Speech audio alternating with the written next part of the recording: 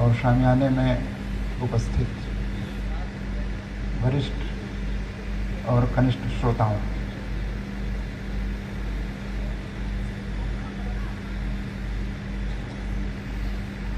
पिछले सप्ताह की किसी तारीख जब दिल्ली बहुत ठंड में ठिठुर रही थी, तो शाम को मेरे फ़ोन पर एक अज्ञात नंबर फ्लैश हुआ और फ़ोन उठाने पर आवाज़ आई कि मैं जयशंकर प्रसाद की परोपत्री बोल रही हूँ।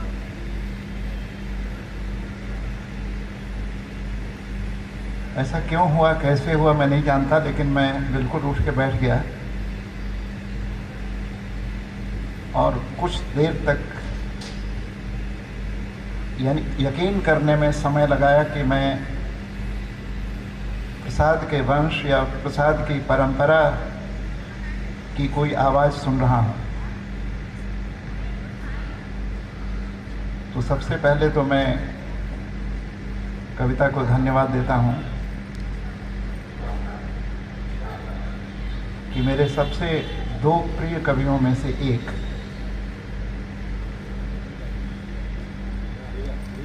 जयशंकर प्रसाद के समारोह के लिए मुझे याद किया गया।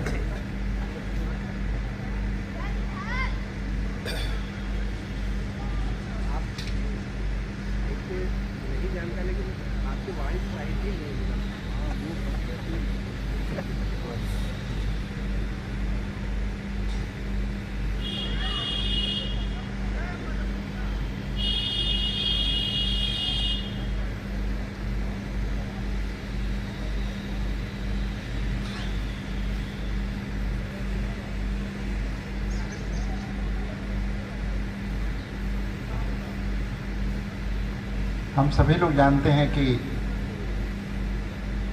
इस धरती पर एक हिमालय है। साहित्य में मेरे लिए दो हिमालय हैं। एक हिमालय तुलसीदास हैं और दूसरे हिमालय जयशंकर प्रसाद।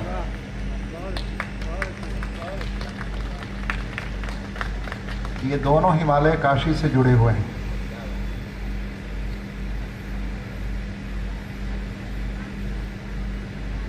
जयशंकर प्रसाद से मेरा पहला परिचय संभवतः 9वीं क्लास में आकाशदीप कहानी से हुआ। उस कहानी की जो मुख्य पात्र है, जिसे पुराने लोग नायिका कह सकते हैं, चंपा। चंपा के आईने से मैंने स्त्री के व्यक्तित्व की गहराई, उसकी संवेदनात्मक क्षमता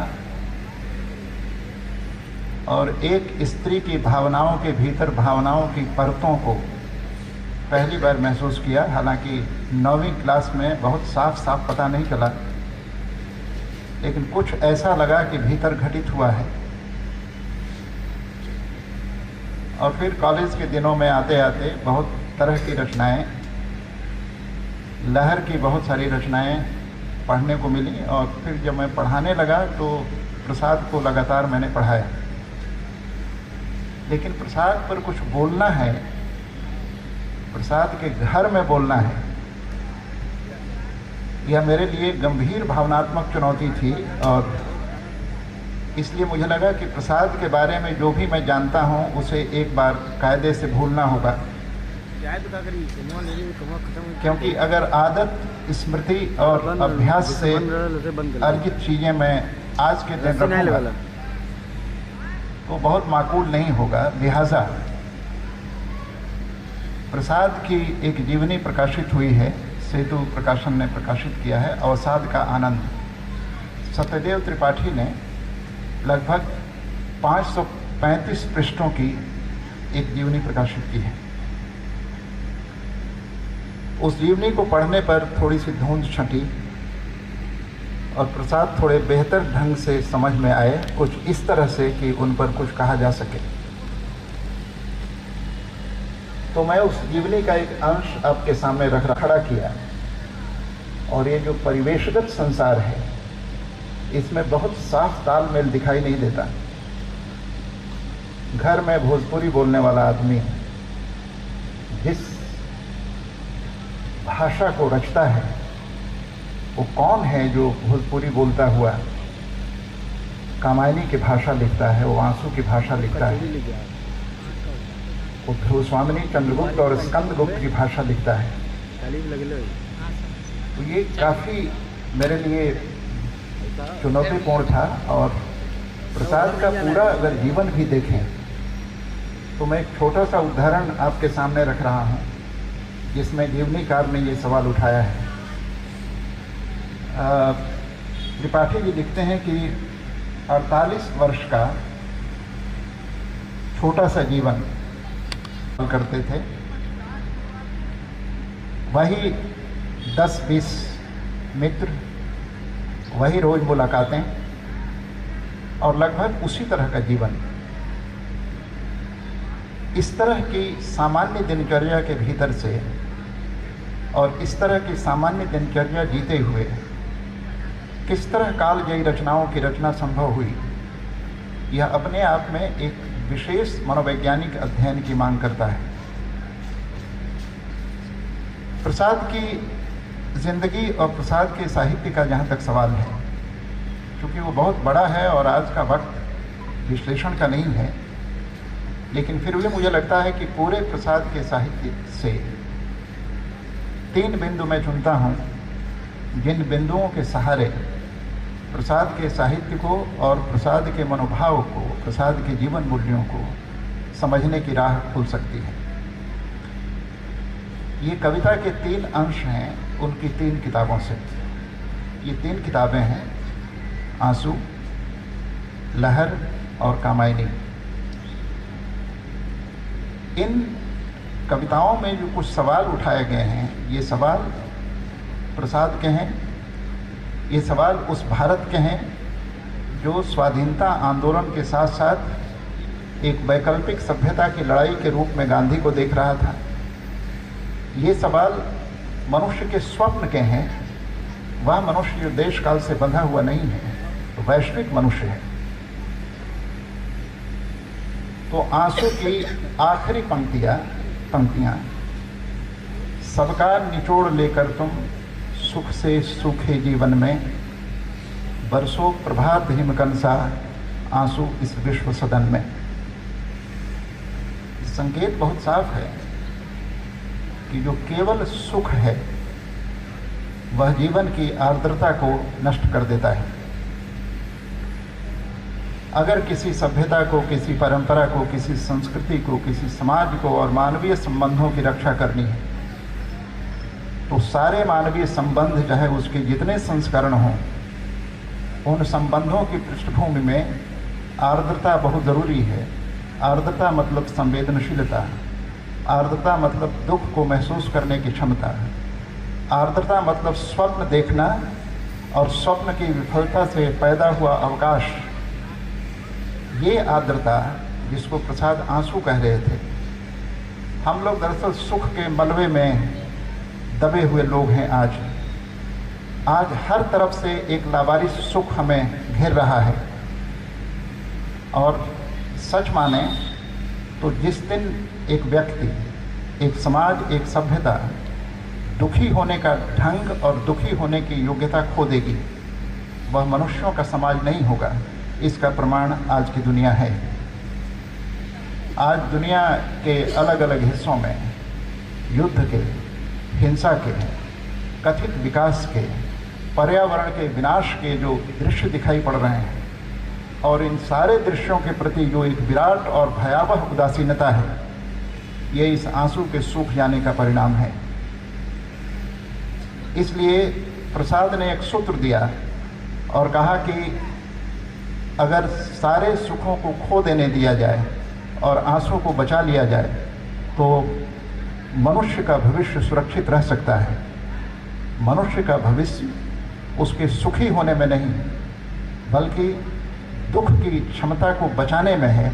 और मुझे लगता है कि प्रसाद पर कहीं न कहीं बुद्ध का गहरा प्रभाव है। और बुद्ध ये मानते थे कि जीवन को अगर ठहर कर देखा जाए तो सुख सिर्फ झालरें हैं, जीवन का अर्थ, जीवन का मूल्य और जीवन को समझने के सारे सूत्र दरअसल आंसुओं की राह से होकर जाते हैं। इन्हीं आंसुओं को बुद्ध ने दुख कहा था और प्रसाद ने आंसू। एक दूसरी कविता जो लहर में संकलित है, जो एक ज़माने में प्रसाद को भरपूर बदनाम करने के काम आई, ले चल मुझे भुलावा देकर मेरे नाविक धीरे धीरे। प्रायः विश्वविद्यालयों ने एक स्वर से यह भी कहा कि छायावाद पलायन की कविता है, तो इस पलायनवाद के सगुण उदाहरण के रूप में लगभग 50 वर्षों तक इस कविता को एक मंत्र की तरह दोहराया गया कि देखिए छायावाद में किस तरह का पलायन है। मुझे हैरानी है कि हिंदी जानने वाले लोग इस तरह से कविता का कुपाठ भी कर सकते हैं, और मेरी पीढ़ी तक इस कुपाठ का शिकार हुई। मैं सीधे केवल 2 पंक्तियों की बात कर रहा हूँ। इस कविता को अगर आप देखें तो एक शब्द है भुलावा, दूसरा शब्द है धीरे धीरे, और कहाँ जाना है इसका थोड़ा सा पता है उसमें। भुलावा देकर वहाँ जाने का आह्वान है या वहाँ जाने का अनुरोध है जिस निर्जन में सागर लहरी, अंबर के कानों में गहरी, निश्चल प्रेम कथा कहती हो तज कोलाहल की अवनीरे। मुझे लगता है कि इस कविता को अगर डिकोड किया जाए तो जो भुलावा शब्द है वो मुझे लगता है कि बौद्धिक ज्ञान के प्रतिरोध में है। आज हम इतना कुछ जान गए हैं गूगल की कृपा से, ज्ञान की तमाम संपदाएं हमारी उंगली और फोन के बीच नाच रही हैं, और इस ज्ञान का कोई अर्थ नहीं है। इसलिए मुझे नीत्शे का यह कथन याद आता है कि जब हम बहुत सारी बातें जान जाते हैं तो असली बात भूल जाते हैं। हम बहुत सारी बातें जान गए हैं और असली बात भूल गए हैं कि मैं क्या हूँ, इस जीवन का अर्थ क्या है, क्या जन्म लेना और मर जाना, इस बीच में एक बीतती हुई उम्र का नाम जिंदगी है, या फिर जन्म और मृत्यु के बीच जो हम अर्जित करते हैं उससे ज़िंदगी का कोई लेना देना है। इसलिए जो भुलावा है यह पश्चिम के यांत्रिक विज्ञान और बुद्धिवाद का प्रतिरोध है, और ऐसा होना ही चाहिए था। तो एक तो जो भुलावा शब्द है वो मूलतः यांत्रिक ज्ञान के प्रतिरोध में है। दूसरा धीरे धीरे भी प्रतिरोधी शब्द है, और यह धीरे धीरे प्रतिरोधी शब्द जो राक्षसी गति पैदा हुई है, जब बहुत गति पैदा हो जाती है तो हमारी जो मानवीय अनुभूति की क्षमता है वो पूरी तरह नष्ट हो जाती है। गांधी ने कभी कहा था कि अगर तुम जिंदगी को महसूस करना चाहते हो तो पैदल चलो, क्योंकि पैदल चलने पर जो जिंदगी दिखाई देती है, जैसे जैसे तुम्हारी गति बढ़ेगी तुम्हारी देखने की क्षमता नष्ट हो जाएगी। हम इतनी गति में हैं कि हमें समझ नहीं पा रहे हैं कि जीवन क्या है, समाज क्या है, समय क्या है, हम कहाँ हैं और कहाँ जाना चाहते हैं। यानी गति की इस तीव्रता ने धीरे धीरे हमें एक अटैची में बदल दिया है। हम दिल्ली से सुबह 6 बजे प्लेन में बैठते हैं और 7:10 में लेह में उतरते हैं। ये दिल्ली और लेह के बीच की दूरी में जो फैला हुआ हिमालय है ये ओझल है। हम सीधे स्थानांतरित होते हैं, और इस तरह इस गति ने सारे मानवीय संबंधों की स्थिरता को पूरी तरह चकनाचूर कर दिया है। इसलिए यह गति मानवीय संबंध के प्रत्येक संस्करण में दिखाई पड़ रही है। ये जो बढ़ते हुए तलाक हैं, ये जो दंदनाते हुए असमय सयाने होते हुए बच्चे हैं, ये जो सब कुछ हड़बड़ी में जान लेने की बेचैनी, व्याकुलता और पागलपन है, ये उस गति का परिणाम है। हमें ऐसी गति नहीं चाहिए, हमें धीरे धीरे चाहिए।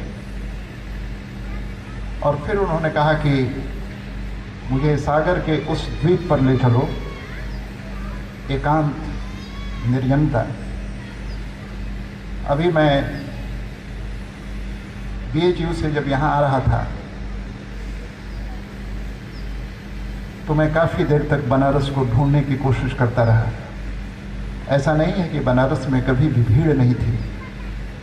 बनारस अपनी गलियों और लोगों की बहुतायत के कारण जाना जाता है, लेकिन ये कौन सी भीड़ है? ये वही भीड़ है जो दिल्ली में है, ये बम्बई में है। ये कौन सा बनारस है? इस बनारस को कौन छीन ले गया? ये जो नई भीड़ है, इस नई भीड़ के बरक्स हमें एक निर्जनता चाहिए, जिस निर्जनता में अपने होने का अर्थ हम थोड़ा छू सकें, पा सकें। इसलिए यह कविता मनुष्य को उसकी ज़िंदगी में पुनर्वास करने की कविता है। एक ऐसी कविता जहाँ पर हमारे होने में प्रकृति भी शामिल है और हमारा एकांत भी। एक ऐसी कविता जो गति, प्रकृति और अनुभूति की त्रयी के माध्यम से एक नए संसार का विकल्प देती है। इतनी बेहतरीन कविता। लेकिन गनीमत है कि प्रसाद को फिर से समझने की कोशिश हो रही है, कोशिश की जानी चाहिए। और तीसरी जो कविता है वो कामायनी से है। श्रद्धा के माध्यम से तुमुल कोलाहल कलह में मैं हृदय की बात रे मन, जहाँ मर ज्वाला धधकती चातकी कन को तरसती, उन्हीं जीवन घाटियों की मैं सरस बरसात रे मन। देखिए, जो कैलेंडर है, पंचांग है, उसमें तो बरसात के मौसम आते हैं। जिंदगी की सतह पर पंचांग है, तारीखें हैं, कैलेंडर हैं, महीने हैं, मौसम है, आते हैं, जाते हैं। ये कविता के भीतर जो बरसात है, ये कौन सी है? दो तीन चीज़ें बहुत साफ दिखाई पड़ रही हैं। एक तो बहुत कोलाहल है, और इस कोलाहल के समानांतर एक पसरता हुआ रेगिस्तान है। दरअसल हम कोलाहल और रेगिस्तान से घिरे हुए लोग हैं, और रेगिस्तान का मतलब केवल रेत का विस्तार नहीं है। रेगिस्तान का अर्थ है कि जहाँ पर मनुष्य की अनुभूति के सारे सोते सूख गए हैं। इसलिए प्रसाद को अगर पहचानना है तो प्रसाद वहीं है, तुमुल कोलाहल में और रेत के विस्तार में हृदय की बात। मैं कई बार सोचता हूँ कि नेहरू बहुत तार्किक थे। नेहरू ने भारत का एक सपना देखा, एक ऐसे भारत का सपना जिसमें विकास की चकाचौंध होगी, लेकिन भारत के पास कोई हृदय नहीं होगा। गांधी एक ऐसा भारत चाहते थे जिसका शरीर भी हो और जिसकी आत्मा भी हो, और वो आत्मा थी भारत की वह संस्कृति जो ग्राम्य जीवन पर आधारित थी। गांधी ने इसलिए गांवों को भारत की आत्मा कहा था। तो प्रसाद जिस रेगिस्तान और जिस कोलाहल की बात कर रहे हैं, कई बार कविताएं वर्तमान को भविष्य में प्रक्षेपित करती हैं। ये प्रसाद लिख रहे थे तब ये समस्या नहीं थी। कविताएं कई बार वक्त का इंतज़ार करती हैं ताकि वे सच हो सकें। इस कविता ने इंतज़ार किया, और बहुत लंबे समय तक इंतज़ार किया, क्योंकि कामायनी 1936 में प्रकाशित हो चुकी थी। 1927 से 1936 के बीच में कामायनी लिखी जाती रही। ये वही 36 है जिसमें दाता दिन की हथेली पर पूरे दिन की कमाई के पैसे रखती हुई धनिया पछाड़ खाकर गिरती है। और ये वो वही 1936 है जब प्रसाद श्रद्धा से तुमुल कोलाहल कलह में मैं हृदय की बात रे मन कहलवा रहे हैं। इसलिए थोड़ा वक्त लगा, लेकिन जिस कोलाहल और जिस रेगिस्तान की अशुभ भविष्यवाणी की गई थी, उस अशुभ भविष्यवाणी के भोक्ता आज हम हैं। लेकिन प्रसाद पराजय के रचनाकार नहीं है, प्रसाद स्वप्न के रचनाकार है। और ज़माना चाहे जितना खराब हो, चाहे जितना अंधेरा हो, चाहे हमारी सरहदें कितनी धूमिल हो जाएं, लेकिन कविता की रोशनी में एक सपना सांस लेता है, और उस सांस आनंद की सांस थी, समरसता की सांस थी। इसलिए जिस रेगिस्तान और कोलाहल की बात प्रसाद कामायनी में कर रहे थे, उस कामायनी का अंत उन्होंने समरसता के स्वप्न से किया।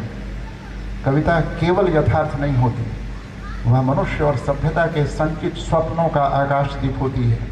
और इस अर्थ में प्रसाद हमारे समय के और हमारे भविष्य के आकाशदीप हैं। मैं उनको प्रणाम करता हूँ। धन्यवाद।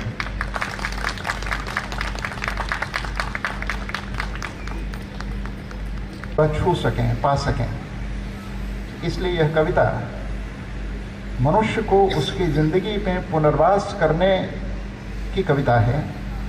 एक ऐसी कविता जहाँ पर हमारे होने में प्रकृति भी शामिल है और हमारा एकांत भी। एक ऐसी कविता जो गति, प्रकृति और अनुभूति की त्रयी के माध्यम से एक नए संसार का विकल्प देती है।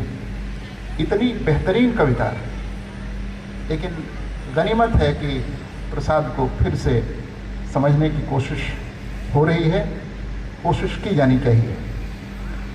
और तीसरी जो कविता है वो कामायनी से है।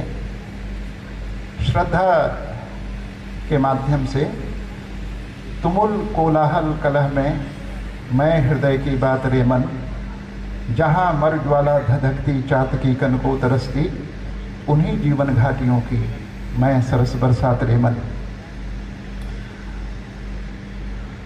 देखिए, जो कैलेंडर है, पंचांग है, उसमें तो बरसात के मौसम आते हैं।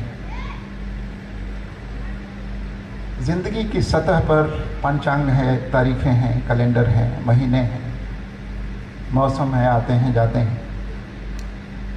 ये कविता के भीतर जो बरसात है, ये कौन सी है? दो तीन चीज़ें बहुत साफ दिखाई पड़ रही हैं। एक तो बहुत कोलाहल है, और इस कोलाहल के समानांतर एक पसरता हुआ रेगिस्तान है। दरअसल हम कोलाहल और रेगिस्तान से घिरे हुए लोग हैं, और रेगिस्तान का मतलब केवल रेत का विस्तार नहीं है। रेगिस्तान का अर्थ है कि यहाँ पर मनुष्य की अनुभूति के सारे सोते सूख गए हैं। इसलिए प्रसाद को अगर पहचानना है तो प्रसाद वहीं है, तुमुल कोलाहल में और रेत के विस्तार में हृदय की बात। मैं कई बार सोचता हूँ कि नेहरू बहुत तार्किक थे। नेहरू ने भारत का एक सपना देखा, एक ऐसे भारत का सपना जिसमें विकास की चकाचौंध होगी, लेकिन भारत के पास कोई हृदय नहीं होगा। गांधी एक ऐसा भारत चाहते थे जिसका शरीर भी हो और जिसकी आत्मा भी हो, और वो आत्मा थी भारत की वह संस्कृति जो ग्राम्य जीवन पर आधारित थी। गांधी ने इसलिए गांवों को भारत की आत्मा कहा था। तो प्रसाद जिस रेगिस्तान और जिस कोलाहल की बात कर रहे हैं, कई बार कविताएं वर्तमान को भविष्य में प्रक्षेपित करती हैं। ये प्रसाद लिख रहे थे तब ये समस्या नहीं थी। कविताएं कई बार वक्त का इंतज़ार करती हैं ताकि वे सच हो सकें। इस कविता ने इंतज़ार किया, और बहुत लंबे समय तक इंतज़ार किया, क्योंकि कामायनी 1936 में प्रकाशित हो चुकी थी। 1927 से 1936 के बीच में कामायनी लिखी जाती रही। ये वही 36 है जिसमें दाता दिन की हथेली पर पूरे दिन की कमाई के पैसे रखती हुई धनिया पछाड़ खाकर गिरती है। और ये वो वही 1936 है जब प्रसाद श्रद्धा से तुमुल कोलाहल कलह में मैं हृदय की बात रे मन कहलवा रहे हैं। इसलिए थोड़ा वक्त लगा, लेकिन जिस कोलाहल और जिस रेगिस्तान की अशुभ भविष्यवाणी की गई थी, उस अशुभ भविष्यवाणी के भोक्ता आज हम हैं। लेकिन प्रसाद पराजय के रचनाकार नहीं है, प्रसाद स्वप्न के रचनाकार है। और जमाना चाहे जितना खराब हो, चाहे जितना अंधेरा हो, चाहे हमारी सरहदें कितनी धूमिल हो जाएं, लेकिन कविता की रोशनी में एक सपना सांस लेता है, और उस सांस आनंद की सांस थी, समरसता की सांस थी। इसलिए जिस रेगिस्तान और कोलाहल की बात प्रसाद कामायनी में कर रहे थे, उस कामायनी का अंत उन्होंने समरसता के स्वप्न से किया। कविता केवल यथार्थ नहीं होती, वह मनुष्य और सभ्यता के संचित स्वप्नों का आकाशदीप होती है। और इस अर्थ में प्रसाद हमारे समय के और हमारे भविष्य के आकाशदीप हैं। मैं उनको प्रणाम करता हूँ। धन्यवाद।